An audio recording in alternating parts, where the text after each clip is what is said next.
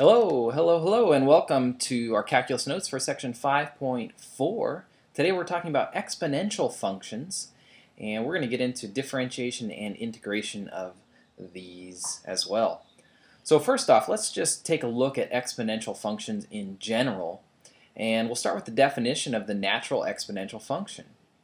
And it turns out that the natural exponential function is the inverse function of the natural logarithmic function f of x equals ln x. And so what we see here is the function inverse is e to the x. Now if we look at the graph, here's the graph of e to the x, and here's the graph of ln of x. So can you see how these two are related? Well, to help us here, I'm going to draw this line right here. And this is the line y equals x. And hopefully you can see that this is just a reflection over this line y equals x. And that's how we know that it's an inverse function. Now we can also tell an inverse if we switch the x and the y and we get the other function. And so this is how the inverse is going to be used. We know that the natural log of e to the x equals x. So inverses have this concept of undoing each other. And so if we take the natural log of e to the x, we're just going to be left with x. And likewise, if we take e to the natural log of x, we also get x. So you can see the functions here undo each other. Now, the rules of exponents also apply for exponential functions. So here e to the a times e to the b equals e to the a plus b. Okay, so like bases, we add the exponents when we multiply them together. And when they're divided, e to the a over e to the b, it equals e to the a minus b. So now when they're divided, we subtract. Okay, now it's important to remember that e is just a number. And what makes this an exponential function is not the e. It's the fact that the exponent is the variable, okay? And we call this the natural exponential function because the base is e. Alright, so let's solve some of these exponential equations for x. So we want to get x here by itself, but it's locked as the exponent in e to the x plus 1. And so to undo this, or get rid of the e, we're going to have to take the natural log of both sides. Okay, so we're going to take the natural log of 7, and then we're going to take the natural log of e to the x plus 1. Okay, and what this does over here is leave us with just x plus 1. And here we have the natural log of 7 still. And so we can subtract 1, and we get the natural log of 7 minus 1 equals x. And this would be an exact answer. If we want an approximation, you would just use a calculator, and you would get x is approximately 0.946.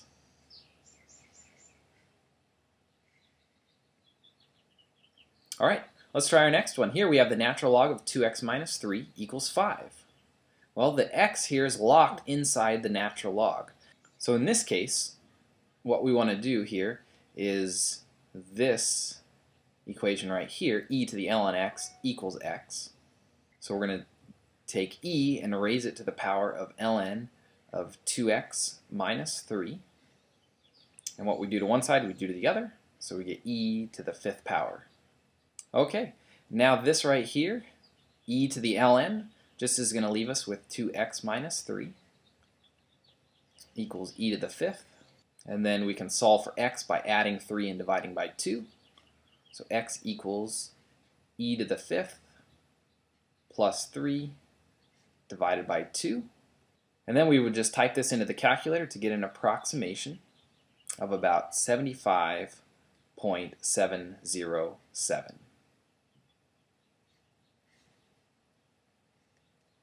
Alright, let's move on. Alright, next we want to find derivatives of exponential functions. So here is our function f of x equals e to the x. And remember, derivative, what we're talking about is the slope of the function at a specific point. So we're basically trying to find the slope of this tangent line at a specific point. Now the way it turns out, the derivative of the natural exponential function, e to the x, is just e to the x. So its slope at a point x is the same as the function at x. Okay, and if we're going to use the chain rule, we would say the derivative with respect to x of e to the u equals e to the u times du dx. Okay, so that means if we plug in 0 here, we know that e to the 0 equals 1. So what is the slope of this line right here at 0? Well, m is going to equal 1 because we know the slope and the function are equal. Alright, so let's try to differentiate some of these exponential functions. So here we want to take the derivative with respect to x of e to the 2x minus 1. So in this case, u is going to be the exponent. So u is going to be 2x minus 1. And then du is going to be 2 dx. Okay, so first thing we need to do is just take e to the u. So it's going to be e to the 2x minus 1. And then we need to multiply by the derivative of u, which is 2. And then we would just rewrite this as 2e to the 2x minus 1.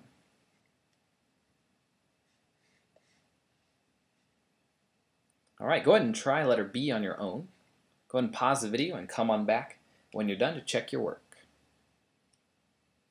Alright, welcome back. So you should have gotten a final answer of 3e to the negative 3 over x divided by x squared. Now one note again, when you're finding the derivative and x is in the denominator, okay, we can think of, so let's just try this here. And we want to find the derivative with respect to x of a constant divided by x to the nth power. Well, this is just going to be the opposite, so it changes sign, and then the x raises 1 power. Okay, so this is kind of the easier way for me to remember how to do this. Of course, you could have rewritten this as negative 3x to the negative 1, and then just use the power rule, and then flip the negative exponent back underneath. Okay, so either way you want to do that is fine with me, but here's your final answer.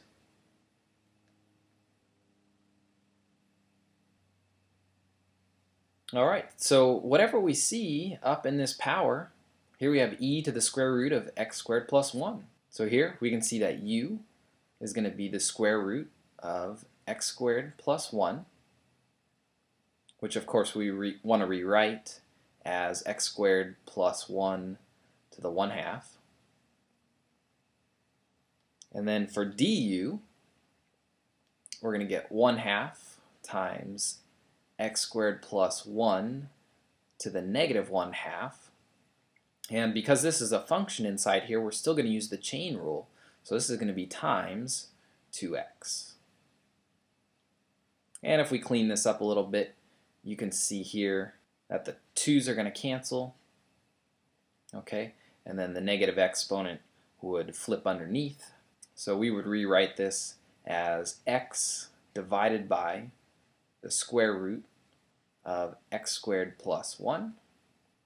Okay, so if we're going to take our derivative now, remember it's just this function, e to the square root of x squared plus 1, and then times x over the square root of x squared plus 1, and then we can just rewrite that as x times e to the square root of x squared plus 1 over the square root of x squared plus 1. Now you notice here that these square roots of x squared plus 1 can't cancel because this is in the exponent of e. Alright, here's your final answer. Now in our next example, here I can see x squared times e to the x. So in this case, I see two functions multiplying, so we are going to use the power rule. So f prime of x is going to be our first function times the derivative of our second function plus our second function times the derivative of our first function. So here we're going to get x squared. Well, the derivative of e to the x is just e to the x plus e to the x times the derivative of x squared, which is just 2x.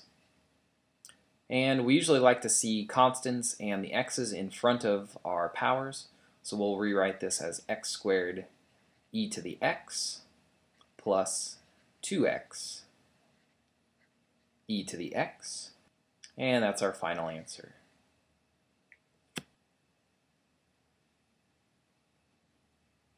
Alright, I want you to give e a try on your own, so go ahead and pause the video and come on back when you're done. Alright, welcome back. So you should have let u be the x to the ln x, and notice here we're going to have to use the product rule to find du. So it's our first function times the derivative of our second, so the derivative of ln of x was 1 over x, and then plus our second function times the derivative of the first function, which is just 1. And so x times 1 over x is 1, and then ln x times 1 is just ln x. So here is your du. And you'll notice that usually we end up putting the du first. Okay, just because it's a little bit easier. So instead of having to rewrite the equations every time, just go ahead and put du first times e to the u. Alright, and taking a look at our next one right here. What I see here is a composite function where I have an inside function squared. So in this case, I do want to use the chain rule first with the power rule. So the 2 will come in front and multiply by our inside function. And then the 2 reduces down to the 1.